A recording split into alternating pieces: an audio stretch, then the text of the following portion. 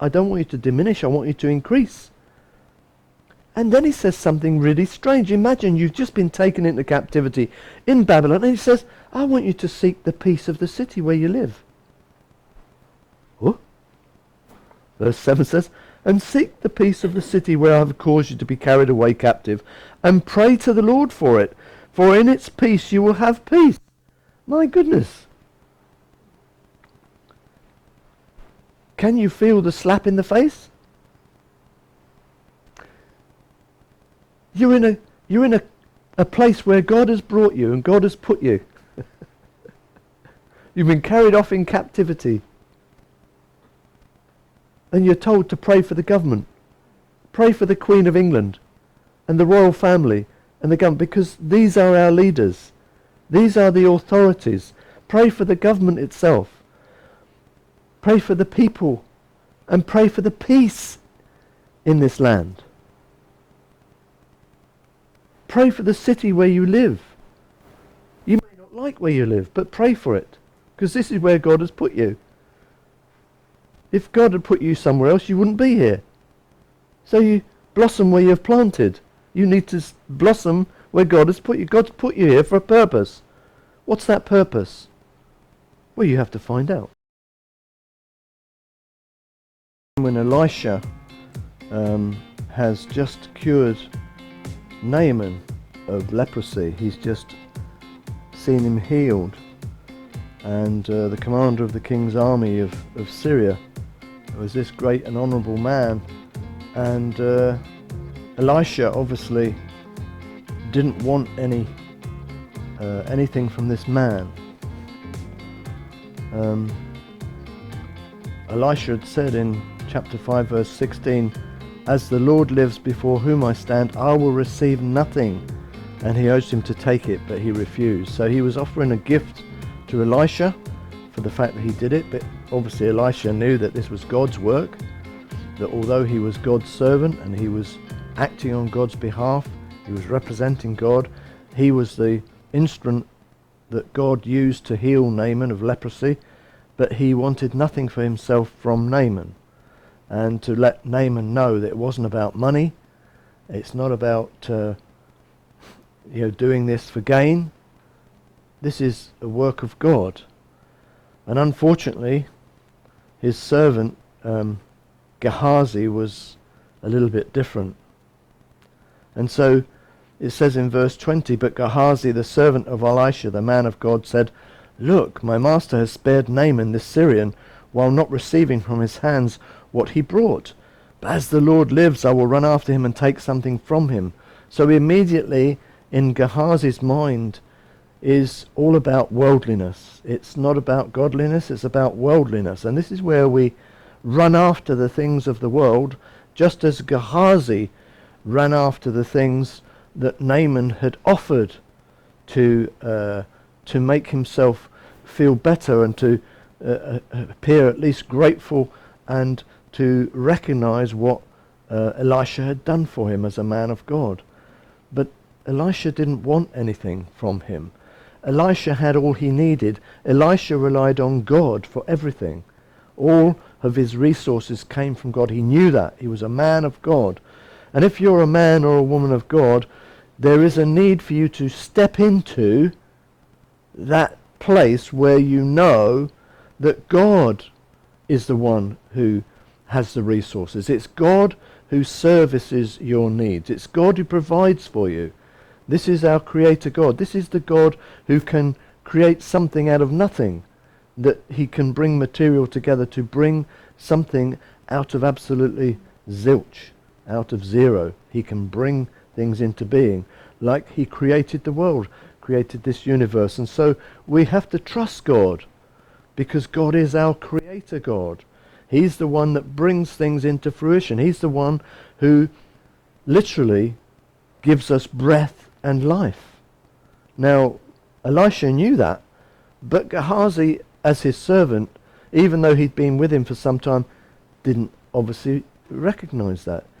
You can see the difference here between Moses and his assistant Joshua, who literally developed with him from the age of about 40 right up to the ages of sort of 70, 80 before he became a leader.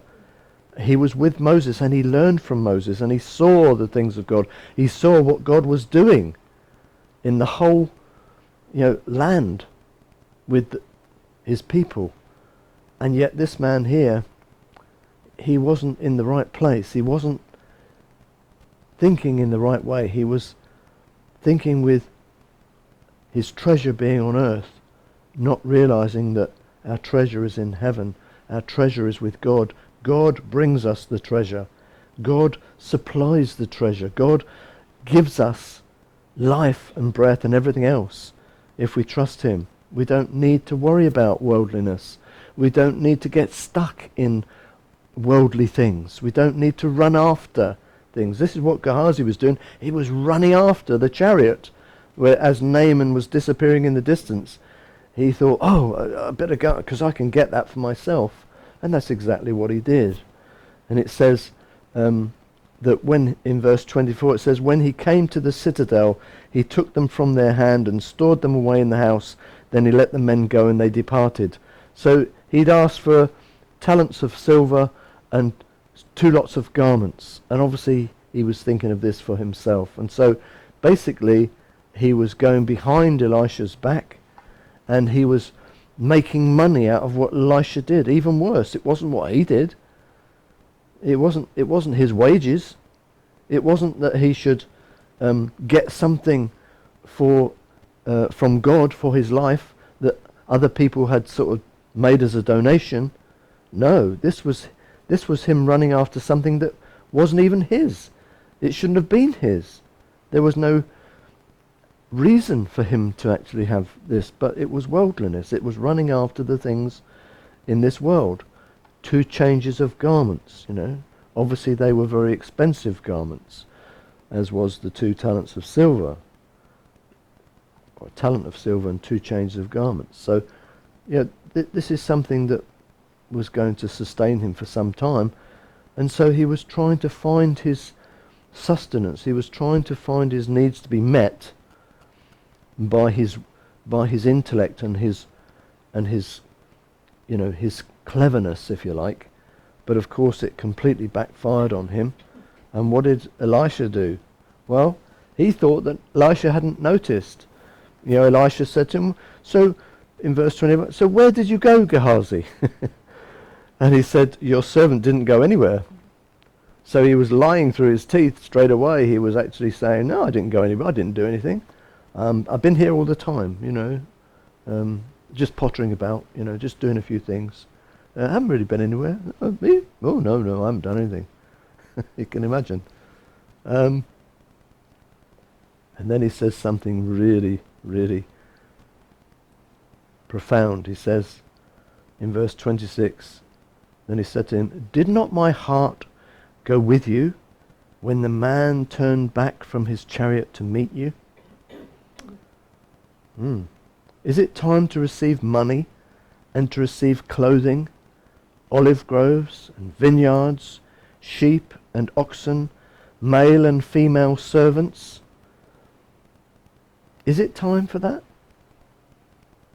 Is that what we're in ministry for? Is that what some of us are preaching a prosperity gospel for? Is that what some people think the work of God is all about?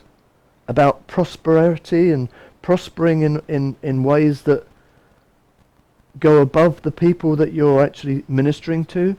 That you become some sort of icon, almost some sort of mini God that people can bow down and admire for how much money you've got, and planes and houses and mansions and farms and clothes, and walking around in Armani suits, and what are we talking about here? This is something that God isn't really pleased about when we run after worldly things. We have to understand that God wants us to live normal, healthy lives with wherever He's planted us, with the people around us. It doesn't mean that we can't live well, and with God we can live well. We may come under persecution and it may not be easy to live well. And so we have to be satisfied with whatever God has given us. But we must know that our treasure is with God. It's not chasing the world. It's not chasing the wind. We have to understand that God is the provider. God is the one who supplies our resources. And so we have to understand too that the ministry is not somewhere that we come to so that we can earn money, so that we can be people who are, shall we say, blessed above everybody else from a financial perspective and from having things. It's not about things, it's about people. And God knows our hearts. God knows where we're at. God knows what we're thinking all the time. He knows what's in our hearts, what we're doing, why we're doing it. And Gehazi, well, the man of God knew what he was doing. He knew what he was up to. He probably watched him sort of disappear out the door and thought, oh, wonder what he's up to. But he saw.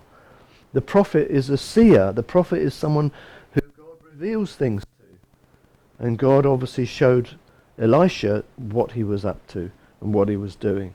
So we can't hide things from God. That's the important thing.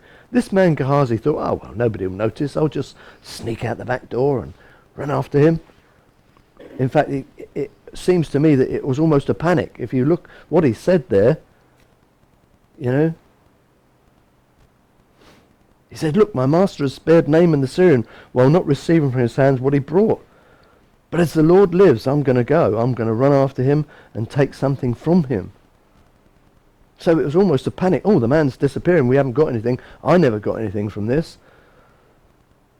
And because Elisha didn't take anything, I could go and get it. So there was scheming going on. And this is where this kind of running after the world, this is what it causes. It causes deceit. It causes us to scheme and manipulate and lie. And where does it all end? Running after the world like this, where does it end? What does God do with people who do that? He doesn't reward them. We don't get what we want, really. We might have something, a bit like the monkey with his hand stuck in the jar. We might grasp, we might hold on to something, but we can't use it, we can't take it, we can't actually be happy with what we've got, because obviously God is the one who's supplying our needs, and he is not pleased when we try to do it and run after the world, to follow the system of mammon, to become people who are more interested in things and, you know, personal security and personal riches. Going after riches is not the way of God. This is the way of man that is unregenerate. This is unregenerate man. This is the man or woman who is in this world for themselves. This is what they've been taught from birth, that you have to fight and bite and scratch and kick and get anything to get where you want to go. That this is a place where it's all about competition and being number one and getting to the top and being a person who has got what they needed from this life. And it doesn't matter who you stand on or who you step on. It doesn't matter who you dishonor. It doesn't matter who you deceive. This is the kind of attitude of Gehazi which we need to run from. Like he ran after those things, we should run from that kind of attitude in our hearts. We should recognize if we have any of that in us, that we need to cleanse that. We need to ask God to help us to get that out. We need to ask God to give us strength to overcome the world, you know, because we are overcomers. And verse 27, it didn't end well, you know, because verse 27 says, therefore the leprosy of Naaman shall cling to you and your descendants forever. It wasn't just him, it was also his line. And notice in the Old Testament that that's what happens quite often, that this is, when there is a curse coming down, it doesn't just go to the person who's actually committed the sin and caused the problem. It actually goes to their descendants. Something happens with that it goes down to the next generation, because they are of your lineage. They're fruit of your loins, if you like. And so therefore, this is something that, you know, there is consequences, dire consequences, not just for you, but for your family, for your children. and your children's children. And it says, and he went out from his presence leprous, as white as snow. Well, I can imagine someone pronouncing leprosy on me and suddenly realizing I'm leprous, that I think I'd be white as well. I think you'd be in shock, but certainly the leprous is white because the skin just dies. It's just, skin's just flaking and white, and there's no blood in it. It's just dying. It's dead skin. So it is white. It's like white as snow, you can imagine. And what was that all about? So it's not just about the fact that he said, he said something very clear. He said, is it time to receive money and to receive clothing? And you think, well, that's what he did. That's fair enough, he said. But then he goes on to say something else. He says, olive groves and vineyards and sheep and oxen, male and female servants. So he's talking about a whole gambit of things, really. He's talking about a complete lifestyle of riches. He's not just saying you did wrong getting that talent of silver and the 2 sets of garments. He's saying, is it time for us to start looking at riches and becoming really rich in the world and having vineyards and farms and people working it for? What are we doing this for? What do you think I'm about, Gehazi? What do you think me as Elisha the prophet is about? What do you think I'm really about when I'm going about this ministry of God's word and being a prophet and bringing the warnings to the people of Judah? And when we talk of Israel and ministering to the people of God, what do you think I'm about? Why do you think I'm doing this? Do you think I'm doing it so that I become a landowner? So that I become someone with loads of status, almost like a king? Do you want me to become a king? You think that's what we should be doing this for? All these things are kind of going out from Elisha. He's really given us some food for thought here. What is the ministry all about? People look at someone who is in the ministry, and this is supposed to represent someone who is following Christ. This is supposed to be someone who is putting God first in their life and relying on God for everything and living a frugal life as good stewards in this world without chasing riches, without chasing the world's idea of being successful. We're supposed to be different. We don't need to chase after that. Of course we see people that have actually got money and we see things that we like and so on. But the most important thing is that we need to be satisfied. Otherwise we will get into this corrupt way of thinking. It's so easy when you see other people doing well and you're trundling along and working hard and sacrificing, but sometimes the good things that they have are a little bit out of your reach. And I've known many ministers over time that have suddenly found that they could afford to buy a really nice car. And other people have looked down on them and said, what's he got here? That was in the past. Now, now ministers look down on you if you've got an old car. What's changed? What's changed? Well, what's changed is the TV prophets, the TV evangelists and the TV pastors that have got lots of success and are actually living in mansions and having jets and boats and yachts and all sorts of things and making millions sometimes. That's what's changed, because it's a culture that comes down from those people. Elisha was the prophet. There wasn't anybody else at that time. He was the man on the scene. It was like Charles Haddon Spurgeon of his era, Dr. Martin Lloyd-Jones, someone like this, of this kind of ilk. This is the kind of person he was, and everyone looked to that person to see how they lived. But you usually notice that men of God don't live extravagantly. They often have what they need, and they often have some nice things, but they're not running after riches. They're not following Mammon. You cannot have one eye in the pot and one eye up the chimney. You can't serve God and Mammon. You cannot. It just doesn't work. And this is what Gehazi is learning here at his peril, really. But it's a message for us. It's teaching us something. But it's also teaching us something quite mystical about the prophet, in the fact that, you know, when people are called of God, sometimes they have gifts that we are not aware of. They have gifts that can be quite mystical and strange to us. And so this man, Elisha, he was a great prophet, and we go into chapter 6, and he's there, and he says, the sons of the prophet said to Elisha, see now, the place where we dwell with you is too small for us. Please let us go to the Jordan, let every man take a beam from there, a big plank of wood, and let us make there a place where we may dwell. And he answered, go. And then one said, please consent to go with your servants. And he answered, I will go. So he went with them, and when they came to the Jordan, they cut down the trees. So they got their big beams of wood. They all got what they needed from the bit. But as one was cutting down a tree, it says in verse 5, the iron axe head fell into the water, and he cried out and said, alas, master, for it was borrowed. In other words, it wasn't his own axe head.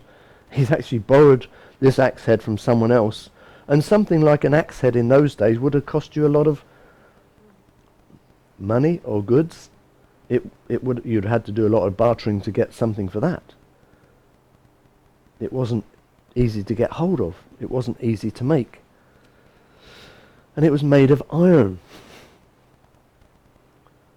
And obviously iron, there's no way it's going to float. It goes down to, and you couldn't find where it was. You wouldn't be able to find it in the Jordan, a piece of iron. It would be gone. That would be it. And so Elisha says to him, where did it fall? And he showed him the place. So he cut off a stick, and he threw it in there, and he made the iron float. So there is something about that is coming from the prophet that is something very, very strong. Something that God gives us. Jesus said to us, if you say to this tree, uproot yourself and go into the sea, this will happen. If you say to this mountain, remove itself, it's going to move. So there's something about Jesus telling us that when we're close to God, when we are in God, when we are close to God in Christ, that we have power that we don't even realize. That we have power that is beyond natural. We have power that is supernatural. You know, Peter walked on water until he realized what he was doing, and his faith sunk away and he started to sink. And the Lord caught him, and he didn't drown, obviously.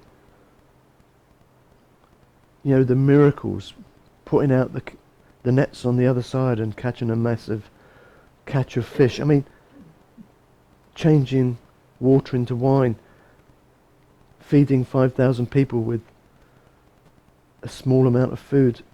You know, this is what Christ was showing us, that when we're close to God, when we're in God, and we are men and women of God, that's a big title, you know. If you're a man of God or a woman of God, it's a big title to have. It's a big status to have. But at the same time, if you really have a heart that's following God, that is who you are. Many people don't know who they are in Christ. Many people don't realize how God will support them in their needs and in what they need to carry out. And even something small to us today would be like an axe head falling in the ground. Well, we just go to the shop and get another axe head, but you know, we don't really use axe heads much these days unless you're lumberjacking in the forest. But you know, if you've got something maybe like a hammer or something like that you've borrowed from someone else, he's talking about honor. Gehazi had tried to borrow something that wasn't his, and he shouldn't have done. This man had just borrowed an axe head to help himself to build somewhere to stay for the whole group. And so there was honour in that. So he was showing something else about honour, about honouring God, first of all, and also honouring one another. Not being deceptive, realising that we need to honour one another. And if you borrow something, then you need to give it back. What are you going to say to someone? Oh, the axe fell in the water and I don't know where it is. It'd be really quite difficult if you borrowed something that was very important to someone else. And it's like taking something that's not yours. It's the same process, it's the same thing that happened with Gehazi, with taking something he shouldn't have had. And so this is what God is trying to show us, that there is this power in Christianity. There is this power that we have through God. It's not our power, it's God's power. But it's power in us. It's power that we can tap into. It's amazing how when things are really at the end of yourself and there's nowhere you can go and there's nothing you can do and things are going wrong, and especially if it is to do with the honour of God or your honour as a man or woman of God, it's amazing when you pray how God moves and upholds you and restores you and brings all things to good for those who love God. Why does that happen? Because God is behind it. And that's what was happening here. And so this man, Elisha just says, pick it up for yourself. So the man reached out his hand and took it. That was the end of the story. But it teaches us that when we're really close to God, there are many things that we think are impossible. But with God, nothing is impossible. Amen. Oh, this is just bad news. This is just something that happened to us because people around us are stronger than us. No, this was caused by God himself. God put them in this position. God caused them to be overrun by the Babylonians. And they were taken off from Jerusalem. And surprisingly then, he's saying, yeah, while you're there, while you're in this place, I'm going to prosper you. And this is my message. I want you to procreate. I don't want you to diminish as my people. I want you to build up again. This is going to be a remnant of what was taken off captive, because a lot of people would have been killed, and they would have taken off the best of what they felt. This is what they did. They would kill off the people they didn't want, and they would take the best. There would be a remnant of the people that were taken into captivity, you see. This is what happened as we look through the Old Testament. When God's people were disobedient and when God brought some sort of judgment on them, there would always be this remnant, like 10% or so, that would be kept for himself. Those that didn't bow the knee to Baal, those that didn't go after other gods, those that were faithful. You know, in any nation there will be those that are faithful, and then there'll be those that are following Mammon. Who are we? Which ones are you? Which ones do you want to be? Do you want to be the remnant that's saved? Do you want to be the remnant that God keeps for himself? Do you want to be the people that really are true Christian? Or do you want to be all those people that say, yeah, I'm a Christian, but I don't go to church. I'm a Christian, but I don't really follow the way. I don't really follow the faith, you know, but I'm a Christian. It's nonsense. It's absolute nonsense. And this is what the Jewish people would be saying. Well, we're all the children of God, aren't we? We're God's people. God's going to look after us. We're God's people. It doesn't matter what we do. We're God's people. We can be as bad as we want to be, but we're God's people. Don't confuse that with the message of grace that we have today under a new covenant. We have Christ. He's our righteousness. And he changes our hearts. It's not being bad, just not following rules and regulations. It's about we don't want to be bad anymore. We have a different heart. We change.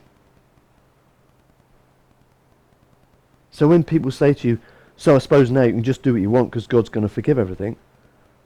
Well, that's not the point. The point is we've changed. We want to follow God. We don't want to do the things that we would do before, that we were hampered by the rules and regulations, and we did it through gritted teeth, and we did it because we resented having to follow God and be accountable to God. Now we love being accountable to God. Now our hearts have changed that we love God and we just want to please God. And that's what changes when we become born again. That's what people don't understand when they say, well, you Christians, you're all the same. I've seen them, you're going to church and then you come out and you go in the pub and all this. This is not Christianity. When we just act like unbelievers all the time, it's not Christianity. Something's going wrong there somewhere.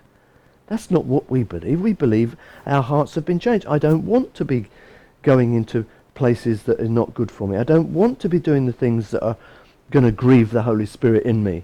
I don't want to do the things that are going to affect me in my walk with God. I want to follow God. And that makes all the difference in the world. It's from a changed heart. We become a new creature, a new creation. But these people were in captivity now. And God's saying, look, I don't want you to diminish, I want you to increase. And then he says something really strange. Imagine you've just been taken into captivity in Babylon, and he says, I want you to seek the peace of the city where you live. What? Verse 7 says, and seek the peace of the city where I have caused you to be carried away captive, and pray to the Lord for it, for in its peace you will have peace. My goodness. Can you feel the slap in the face? You're in a place where God has brought you and God has put you. You've been carried off in captivity. And you're told to pray for the government. Pray for the Queen of England and the royal family and the government, because these are our leaders. These are the authorities. Pray for the government itself. Pray for the people and pray for the peace in this land. Pray for the city where you live. You may not like where you live, but pray for it, because this is where God has put you. If God had put you somewhere else, you wouldn't be here. So you blossom where you've planted. You need to blossom where God has put you. God's put you here for a purpose. What's that purpose? Well, you have to find out. And it may not be until later that you find out. You may not know immediately what that is. But the most important thing is that God has called you to something, and he's saying to these people, you're in Babylon, but I want you to pray for the peace there. You will also gain peace. And we sometimes wonder in liturgy and things like that, it talks about praying for the king or the queen, the royal family, the government, and we think, well, I don't necessarily agree with that. Some people do, some people don't. I don't have a problem with it, but some people do. And you say, well, the fact is, this is our government. This is our constitutional government and how it all works. And this is the land we live in. And this is the England that I was brought up in, and that's what we do. But we're doing it because we say, because God has called us to do this. We need to pray that the government will make good decisions. We need to pray that the leaders of this country will lead us in the right direction to follow God. That's very important.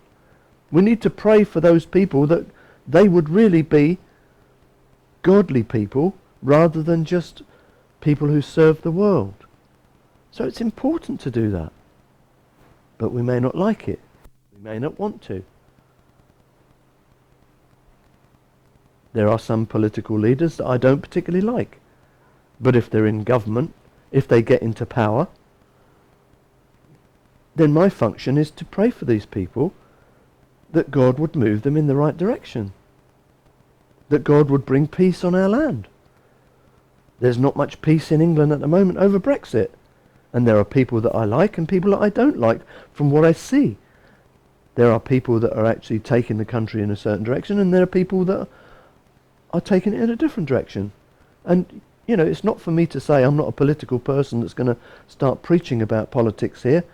But the most important thing is that we as Christians should be praying for these governmental problems that they're having, and be praying that God is going to move people to make the right decisions, that is going to bring peace to our land. And having a multicultural England hasn't helped us over the years. It hasn't helped us, I don't think. And I think it's okay that we have this multicultural. It's a bit like Babylon, bringing people from all the different nations. And so there's a sense in which there is a prospering because you get different ideas and different things.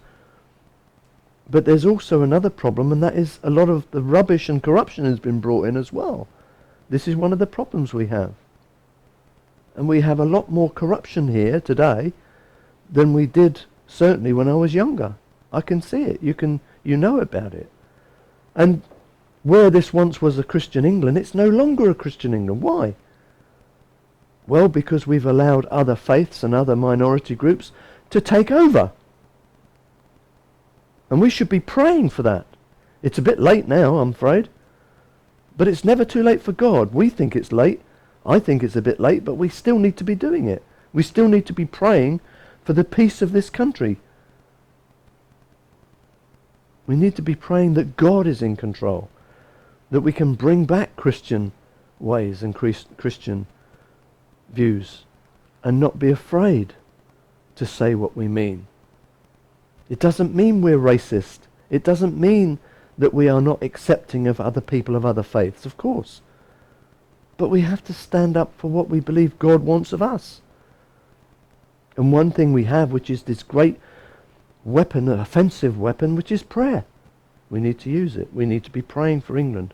We need to be praying for this country that we live in, that God will bring peace.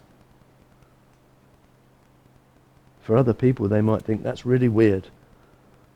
You know, you're in this country, you're under discipline, you're under punishment, you've been taken off to this country, but God's telling you, procreate, have lots of kids, build up your community, the people of God, build up the people of God. What's happening here? Well, we're diminishing, while other faiths are flourishing because they're still procreating, and we're going back to science and saying, no, we only need to have 1 or 2 children. And other people from other faiths are having 10, 15 children and wondering why we're actually being almost bred out of our own country. This is happening. It's happening right now. And so we need to pray about this. We need to understand what's going on. We need to realize this is the mandate that they've been given. We have to realize that we have to change our ways. There is a need for us to procreate and not diminish. It's important.